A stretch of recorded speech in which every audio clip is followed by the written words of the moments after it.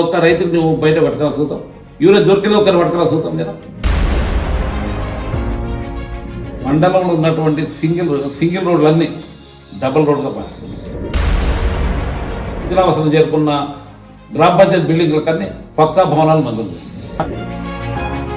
ఉంటే నువ్వు సర్వే పేరు చెప్పు, నేను వివరించుకున్నాను. వాళ్ళని పిలిపిస్తా, నువ్వే పాటిస్తావు. రేషన్ కార్డుల కొరకు భార్యాభర్తలు, తండ్రి కొడుకులు, అత్త కోడళ్ళు, మామ కొడుకులు ఆయన 3 సార్లు ఇబ్బంది ఆయన మొత్తం అవగాహన ఉంది. ఈ నియోజకవర్గం పూర్తి పట్టుంది. ఏ ఊర్లో, ఏ మండలంలో, ఏ గుడిలో ఏ సమస్య ఉంది రేవంత్ రెడ్డి ఏడగలుస్తుంది. నీకు అనుకున్న పని అవుతుందా లేదా? నమస్తే. ప్రస్తుతం అయితే మనం కొడంగల్ నియోజకవర్గం స్థానికంగా దౌలతాబాద్ మండల కేంద్రం. సో మనతో కాంగ్రెస్ పార్టీ సీనియర్ నాయకులు దౌలతాబాద్ మండల ప్రెసిడెంట్ వెంకట్రావు గారు అయితే మనతో ఉన్నారు. ఏదైతే కాంగ్రెస్ ప్రభుత్వం అధికారంలోకి వచ్చి దాదాపు 18 నెలలు అయితే పూర్తిగా వస్తున్నది. ఈ 18 నెలల కాలంలో స్థానికంగా మండల కేంద్రంలో ఎటువంటి అభివృద్ధి కార్యక్రమాలు జరుగుతున్నాయి, 6 గ్యారెంటీల అమలు ఏ విధంగా జరుగుతుంది ఏంటిదని చెప్పేసి మనతో మాట్లాడడానికి వెంకట్రావు గారు అయితే మనతో ఉన్నారు. సో వారి మాటల్లోనే వీటన్నిటి గురించి ఒక వివరణ తీసుకునే ప్రయత్నం అయితే చేద్దాం. నమస్తేనా? నమస్తే. ఎలా ఉన్నారన్నా? బాగున్నాం. సో ఏదైతే ముఖ్యంగా గవర్నమెంట్ వచ్చిన తర్వాత మండల కేంద్రంలో కావచ్చు, చుట్టుముట్టు గ్రామ పంచాయతీ పరిధిలో ఎటువంటి అభివృద్ధి కార్యక్రమాలు చేస్తున్నారు? ముఖ్యంగా సార్ మౌలిక సదుపాయాలు. ఏంది మౌలిక సదుపాయాలు? గ్రామానికి అంతర్గత రోడ్లు, డ్రైనేజీలు, స్కూళ్ళకు పిల్లలకు భవనాలు, పక్కా భవనాలు, గ్రామ పంచాయతీ బిల్డింగ్లు, రోడ్లు. వీటి మీద చూసుకుంటే మండలంలో ఉన్నటువంటి సింగిల్ రోడ్లన్నీ డబుల్ రోడ్గా మారుస్తున్నాం. డబుల్ రోడ్లన్నీ 3 లైన్లుగా మారుస్తున్నాం. ఒక రోడ్డు మాత్రం 4 లైన్లుగా మారుస్తాం. మండలం రావులపల్లి నుండి దౌలతాబాద్కు 4 లైన్లుగా మారుస్తున్నాం. ప్రతి ఊరికి శిథిలావస్థలు ఉన్న అప్పుడు కట్టించి శిథిలావస్థలు చేరుకున్న గ్రామ పంచాయతీ బిల్డింగ్లకన్నీ పక్కా భవనాలు మంజూరు చేస్తున్నాం. ఎక్కడైతే స్కూల్ బిల్డింగ్లు శిథిలావస్థలు చేరుకున్నాయో మళ్ళీ కొత్తగా ఇస్తున్నాం. సుమారు ఇదివరకు 8 కోట్ల రూపాయల నుండి ఈ మండలం 33 గ్రామ పంచాయతీలకు సీసీ రోడ్లను అభివృద్ధి చేస్తున్నాం, డ్రైనేజీలు అభివృద్ధి చేస్తున్నాం. ఈ మధ్యలో మళ్ళీ 1 కోటి రూపాయలు వచ్చినాయి. ఇది దాన్ని ఏమంటారు, డ్రైనేజ్, అండర్ గ్రౌండ్ డ్రైనేజ్, అవి ఇచ్చినాం. ఇంకా ఇస్తున్నాం. ఇంకేం కావాలి? ఇందిరా బిల్లు 250 ఇండ్ల ఇచ్చినాం. సుమారు 100 ఇండ్లు ఇప్పుడు పూర్తి దాదాపు వచ్చినాయి. ఇంకా 150 ఇండ్లు వివిధ దశలు ఉన్నాయి. ముఖ్యంగా ఇందిరమ్మ ఇళ్ళ గురించి కూడా బయట ఒక చిన్న ఆరోపణ, కేవలం కాంగ్రెస్ పార్టీ కార్యకర్తలకి ఇస్తున్నారనే విధంగా. సో అది కూడా ఇచ్చినాక కూడా డబ్బులు పడే విషయంలో కొంత ఇబ్బందికర పరిస్థితులు ఉన్నాయని చెప్పి. అలాంటిది ఏమి లేదు. అలాంటిది ఏమైనా ఉంటే నువ్వు సర్వే పేరు చెప్పు, నేను వివరించుకుంటా. వాళ్ళని పిలిపిస్తా, నువ్వే పాటిస్తావు. నిజంగా ఎవరికి లేదు వాళ్ళకి ఇచ్చిన వేరేసి. ఇప్పుడు కార్యకర్తలకు ఇవ్వాలనుకుంటే ఒక సర్వే చేసిండ్రు, L1, L2, L3 అని చెప్పి. ఈ కార్యకర్తల పేరు L1 లేనే లేదు. మరి కానీ ఎట్లా ఇస్తాం మనం? L1 ఎవరు ఉన్నాయి? లేని వాళ్ళు ఉన్నాయి. వాళ్ళకంతా ఇది ఇచ్చినాం. పూర్తి ఇల్లు లేని వాళ్ళకి ఇచ్చినాం. లేకుండా ప్లేస్ ఉన్న వాళ్ళకి ఇచ్చినాం. అది ప్రభుత్వ నిబంధనలు కట్టుకోవాలని చెప్పి 400 నుంచి 600 చదరపు ఫీట్ల ఉన్న వాళ్ళకి తప్పకుండా ఇచ్చినాం మనం. రేషన్ కార్డు ఎప్పుడు వచ్చిన రేషన్ కార్డు 15 సంవత్సరాల నుండి 2009లో ఇచ్చిన రేషన్ కార్డులు ఇదివరకు లేవు. దాంట్లో ఒక్కొక్క ఇంట్లో 4 కుటుంబాలు అయినాయి. వాళ్ళు రేషన్ కార్డుల కొరకు భార్యాభర్తలు, తండ్రి కొడుకులు, అత్త కోడళ్ళు, మామ కోడళ్ళు కొట్టుకునే పరిస్థితి వచ్చింది. ఇప్పుడు పెళ్ళి అయిపోతుంది, వాడు మొగ్గురు తీసుకుంటే పక్కకి అవుతుంది. వాడు మామ అంటారు, నా పేరు కూడా బియ్యం అంటారు. వాళ్ళ పరిస్థితి ఏంది? అలాంటి వాళ్ళకంతా ఏర్ చేసి ప్రతి కుటుంబానికి రేషన్ కార్డు ఇచ్చినాము. రేపు సెప్టెంబర్ నుండి సన్న బియ్యం కూడా ఇవ్వబోతున్నాం గవర్నమెంట్. సో ముఖ్యంగా ఏదైతే గతంలో సో కొడంగల్ని ఒక సిద్దిపేట మించి అంతకు మించి అభివృద్ధి చేస్తామని కొన్ని మాటలు అయితే చెప్పడం జరిగింది. సో ఆ స్థాయికి తగ్గట్టే, ఆ మాటలకు తగ్గట్టే అభివృద్ధి జరుగుతుంది. 100%, 110% జరుగుతుంది. ఇప్పుడు పేదవాళ్లకు హాస్పిటల్కి పోతారు, వాళ్ళకి సీఎం రిలీఫ్ ఫండ్ ఎంత వస్తుంది? 60% వస్తుంది. ఖర్చు పెట్టుకున్న దాంట్లో 60% వస్తుంది. మరి వాళ్ళకి సాయం గతంలో ఏమొచ్చింది? 10% వచ్చింది. మాకు కేసీఆర్ గవర్నమెంట్లో మాకు 10% వచ్చింది. అది ఎప్పుడు వచ్చింది? 6 నెలలు, సంవత్సరం ఇంకా 60-70 వేల అప్లికేషన్ అప్పుడు ఇచ్చిన గల్లంత అయిపోయింది. లేని మా గవర్నమెంట్ వచ్చిన తర్వాత రేవంత్ రెడ్డి గారు ఈ నియోజకవర్గం నుండి ఎమ్మెల్యే గెలిచిన తర్వాత ముఖ్యమంత్రి అయిన తర్వాత ఒక 2 నెలలనే క్లియర్ అయ్యి వాళ్ళకి చెక్లు ఇవ్వడం జరుగుతుంది. కాలేజ్ జూనియర్ కాలేజ్ ఇచ్చినాం మనం. ఎప్పటి ఉంటే మనం లైబ్రరీ పెద్ద భవనం కట్టించినాం మనం. సో ముఖ్యంగా దౌలతాబాద్ అనేది సో కొత్తగా సో ఇప్పుడున్న నియోజకవర్గంలో కొత్తగా ఏర్పడిన మండలి. ఇప్పుడు కొత్తగా ఏర్పడి అది పాతది ఏర్పడి అన్ని మండలతో పాటు ఏర్పడింది. కొత్తగా దుద్యాల కొత్తది, దుద్యాల గుడిమాలో కొత్తపల్లి అవి తొద్ది మన పాతది. సో 86లో ఏర్పడింది ఇది. సో ముఖ్యంగా మండల్లో సో ఎంఆర్ఓ ఆఫీస్ కానీ సో వీటికి సంబంధించి కొత్తగా ఎటువంటి న్యూ బిల్డింగ్స్ రాబోతున్నాయి? ఎంఆర్ఓ అంటే గతంలో రేవంత్ రెడ్డి గారు ఉన్నప్పుడే ఎంఆర్ఓ బిల్డింగ్ వచ్చింది. రేవంత్ రెడ్డి గారు ఎమ్మెల్యే ఉన్నప్పుడే పోలీస్ భవనం వచ్చింది. రేవంత్ రెడ్డి గారు ఇదైన తర్వాత అంటే అప్పుడు తెలుగుదేశం గవర్నమెంట్ ఉన్నప్పుడే ఎంపీ భవనం వచ్చింది.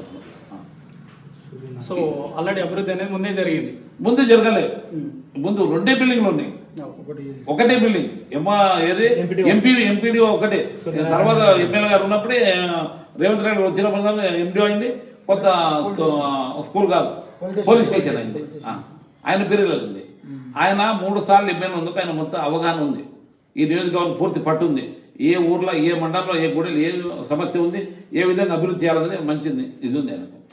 సో ముఖ్యంగా గతంలో ఒక ఎమ్మెల్యేగా చూసారు, ఇప్పుడు సీఎంగా చూస్తున్నాం. సో గతంలో ఏదైతే మిమ్మల్ని కావచ్చు నియోజకవర్గ ప్రజల్ని కానీ ఏ విధంగా ట్రీట్ చేస్తారో ఇప్పుడు సీఎం అయిన తర్వాత కూడా కలిసే విషయంలో అదే విధంగా ఉన్నారా? సార్ కలిస్తే లాభం ఏంది? పని అవుతుందా లేదా? వాళ్ళు కొంతమంది ఆప ఉంది రేవంత్ రెడ్డి ఏడ కలుస్తుంది. నీకు అనుకున్న పని అవుతుందా లేదా? రేవంత్ రెడ్డి ఆయన దాంట్లో ఉంటున్నాడు, ఆయన రిప్రజెంటేటివ్ ఓఎస్తున్నాడు. మేము ఆయన దగ్గర పోతున్నాము, పని చేసుకొస్తున్నాం. ఏమైనా కార్యకర్తలు అవసరం ఉంటే పోతున్నాం, చేసుకుని వస్తున్నాం. ఇప్పుడు ఆయన ముఖ్యమంత్రి అయినందుకు ఈ నియోజకవర్గంలో సుమారు ఇదివరకు 200 ఇంజనీరింగ్ సీట్లు ఫ్రీ సీట్లు ఇప్పించాను ఆయన ముఖ్యమంత్రి ఉన్నందుకు కదా మనకు ఇప్పించింది. ఈ 200 పిల్లలు కార్పొరేట్ కాలేజీలు చదవడానికి అవకాశం ఇచ్చినాను కదా. ఏ వర్క్ 24 అవర్స్లో శాంక్షన్ తీసుకు మరి ఈ పిల్లలంతా పోయి రేవంత్ రెడ్డి కలిస్తేనైందా? మాకు చెప్పిండ్రు, మేము ఓఎస్కి చెప్పిన ఆయన ద్వారా అట్లా వర్క్ అవుతుంది. సో ఇక్కడ ఉన్నా ఎలా ఉన్నా జరగాల్సిన జరిగిపోతుంది. ఒక కాపీ ఒక రిప్రజెంటేషన్ మీద జరిగిపోతుంది. మరి పని కావాలి కదా. రోజు కలిస్తే పని కాకపోతే లాభం ఏంది? మాటలు చెప్తే పొట్టమైన భక్ష్యాలు కడితే అవుతా? ఆ భక్ష్యాలు లోపలికి పోయినప్పుడు ఆనందం అవుతుంది. ఈ పొట్టమైన కాదు, ఈ భక్ష్యాలు లోపలికి పోతుంది. ఆయన అక్కడ ఉన్న భక్ష్యం అనేది లోపలికి పోతుంది, ఆనందం అవుతుంది. ఇప్పుడు ఇంజనీరింగ్ ఈ పిల్లలు కార్పొరేట్ దాకా 10 లక్షల నుండి ఏడ చదువుకుంటుండ్రు. ఏదో పనికిరాని కాలేజీలో ఫ్యాకల్టీ లేని కాలేజీలో పోయి కౌన్సిలింగ్ వస్తే వస్తుండే. ఇప్పుడు అట్లా కాకుండా మండలానికి ఒక 10 సీట్లు మన కోజీ కాలేజీలో డైరెక్ట్. ముఖ్యంగా రైతుల విషయంలో తీసుకుంటే 2 లక్షల రుణమాఫీ గురించి, అవును, అదేవిధంగా యూరియా విషయంలో కొంత నెగిటివిటీ అనేది కనిపిస్తుంది. ఏమి లేదు, కావాలని చేసిన నెగిటివిటీ, కానీ మాకైతే యూరియా కొరత లేదు. నాకు ఒక్క రైతుకి నువ్వు బయట పట్టుకరా చూద్దాం, యూరియా దొరికితే ఒక్కరిని పట్టుకరా చూద్దాం కదా. నేను చెప్పడం కాదు, నీ పట్టుకరా చూస్తాను. దౌలతాబాద్ మండలంలో యూరియా కొరత, మా మండలం అయితే కొరత లేదు. మిగతా సంగతి నేను చెప్పాను. 2 లక్షల రుణమాఫీ విషయం అందరికీ జరిగింది. వాస్తవానికి అయితే ఇంకొక 30% లేదు, 6 or 7% ఏమైందంటే డిక్లేర్ అయ్యేసరికి 1,50,000 రుణ ఉంటే 2 లక్షలు చేసుకున్నారు. అప్పుడు అది 2,30,000 అయింది. అందుకొరకు అయ్యలేవు. కొంచెం రేషన్ కార్డులో క్షేత్రస్థాయిలో వెళ్తే రైతులు అయితే దీని పట్ల 100% సాటిస్ఫై ఉన్నారు. సో ఫైనల్గా సో ఏదైతే 18 నెలల్లో జరుగుతున్న అభివృద్ధి గురించి అయితే చెప్పారు, 3 సంవత్సరాల్లో ఇంతకు మించిన అభివృద్ధి జరుగుతుంది అనడంలో అతిశయోక్తి లేదు. 100% జరుగుతుంది. ఇప్పుడు 1000 కోట్ల రూపాయలు మన నియోజకవర్గానికి ఇచ్చిండ్రు. మొన్ననే మా స్పెషల్ ఆఫీసర్ వెంకటరెడ్డి గారు పోయి మాట్లాడొచ్చిండ్రు. అవి వివిధ దశలు ఉన్నాయి. ఇంకొక కొంత పూర్తయిన తర్వాత మళ్ళీ పెండింగ్ వర్క్లకు తీసుకురంటే నేను ఇస్తాను చెప్పిండు. ఇప్పుడే మాట్లాడడం జరిగింది. ఇంకా కొన్ని ఇండ్లు కావాలన్నాము, మీరు కట్టే కొన్ని 50% కంప్లీట్ చేయండి, మళ్ళీ అదనంగా ఇస్తా అని చెప్తున్నాడు. మరి ఇంతకన్నా ఎక్కువ కావాలి మనకు. సో వాస్తవంగా కొంతమంది చెప్తున్నది ఏంటంటే చిత్తుకైతే తీసుకుపోయి కాడలు వేసినా కూడా పని జరుగుతుంది, అవుతుంది. మేము పార్షియాలిటీ దుప్పలే. గతంలో టీఆర్ఎస్ కార్యకర్తలకే సీఎం రిలీఫ్ ఫండ్ వచ్చింది. 100% కరెక్ట్. అది తెలిసిందా లేదు? ఇప్పుడు అట్లా లేదు, కాడాలు ఇచ్చేసేస్తే అయిపోయాయి. మమ్మల్ని నడుతున్నారు, ఇచ్చేదని చెప్తున్నాం. పార్టీలకు అతీతంగా. ఎందుకంటే ఆరోగ్య విషయంలో పార్టీలు ఏం చేస్తుంది? ఇప్పుడు ఒక ఇంట్లో కుటుంబ యజమాని నచ్చుతుంది, కొడుకుకు నచ్చదు, ఎవరు పార్టీ నచ్చదు, వాడు వ్యతిరేకంగా కొట్టేస్తాడు. అన్నప్పుడు అది వాళ్ళకి మనం ధర్మంగా ఇవ్వాల్సిందే కదా. మేము ఓటు వేసినా లేదు కాదు, ధర్మంగా ఆయనకు ఆరోగ్యం బాగలేదు చూపించుకుంటే వాడిని ఆదుకోవాలని చెప్పి ప్రతి ఒక్కరికి ఇచ్చుకున్నాం. సో ఎటువంటి వివక్ష అనేది లేదు. వివక్ష లేదు మా దగ్గర. ప్రజాపాలన గతంలో ఉన్న పెండింగ్ బిల్స్ కూడా ఇచ్చిండు మా వాడు. స్కూల్ బిల్డింగ్ అది. సో ప్రస్తుతం లోకల్ బాడీ ఎలక్షన్స్ అయితే అతి సమీపంలో ఉంది. అవును. సో ఈ అభివృద్ధిని చూసి నెక్స్ట్ జరగబోయే లోకల్ బాడీ ఎలక్షన్లలో కాంగ్రెస్ పార్టీ ఖచ్చితంగా కాంగ్రెస్ పార్టీకి ఆదరిస్తారు, కాంగ్రెస్ పార్టీ అభ్యర్థి గెలుస్తారు. మళ్ళీ ఎంపీపీ కానీ జెడ్పీటీసీ కానీ మేము కూర్చుంటాం, మళ్ళీ తప్పకుండా వస్తున్నాం. వ్యక్తులు ఎవరైనా పార్టీని గెలిపించుకుంటారు. ఆ వ్యక్తులు ఎవరా సార్, వ్యక్తులు ఎవరా నువ్వు రేవంత్ రెడ్డి గారు ఎవరిని పంపిస్తాడు బీఫామ్ ఇచ్చి వాళ్ళని గెలిపించే బాధ్యత కార్యకర్తలు, గెలిపిస్తారు కూడా మా కార్యకర్తలు. సో 18 నెలల పాలన పట్ల పూర్తి సంతృప్తితో ఉన్నాను. నీకు ఎక్కడన్నా అసంతృప్తి అని చెప్పు, నేను మాట్లాడు. మా మండలం కాడ చెప్పు, వేరే మండలం సంగతి నేను మాట్లాడు. మా మండలం ఈ ఊర్లోకి ఇక్కడ ఉన్నానని చెప్పు, నేను మాట్లాడతాను. ఉమ్మడి పరిష్కారం కోసం నేను ప్రయత్నం చేస్తాను. కావాలని ఏదో చెప్తే లాభం లేదు, అది నిజం ఉండాలి అక్కడ. నేను మాట్లాడతాను, నిజం కాకపోతే నేను చేపిస్తాను. ఇక్కడ చిన్న చిన్న నేను చేపిస్తాను. మా దృష్టికి వచ్చినన్ని మేము చేసినాం. Okay, thank you. Okay. So ఏదైతే 10 ఏళ్లలో జరగని అభివృద్ధి, ఏదైతే కుంటుబడిన అభివృద్ధి కేవలం 18 నెలల్లో చేసి చూపించినామని చెప్పేసి 18 నెలల్లోనే ఇంత అభివృద్ధి జరిగితే మిగిలిన 3 సంవత్సరాల్లో ఇంతకు మించిన అభివృద్ధి జరుగుతుందని చెప్పేసి ప్రతి గ్రామంలో కావచ్చు. సో ముఖ్యంగా దౌలతాబాద్ మండల కేంద్రానికి సంబంధించి ప్రతి గ్రామ పంచాయతీ పరిధిలో నూతన బిల్డింగ్స్, అవి గ్రామ జీపీ బిల్డింగ్స్ కావచ్చు, అదేవిధంగా అంగన్వాడీ కేంద్రాలు కావచ్చు, అదేవిధంగా ప్రతి బిల్డింగ్స్ అనేది శాశ్వత పరిష్కారం కోసం ప్రయత్నం చేస్తున్నామని చెప్పేసి 100% పార్టీలకు అతీతంగా సో ఏదైతే అభివృద్ధి విషయంలో సో గ్రామాలు కావచ్చు, కార్యకర్తలు కావచ్చు, సామాన్య జనాలు కావచ్చు, ప్రతి ఒక్కరికి కాడ ద్వారా న్యాయం చేస్తున్నామని చెప్పేసి సో వెంకట్రావు గారి మాటల్లో ఒక వివరణ ఇచ్చే ప్రయత్నం అయితే చేశారు. Thank you.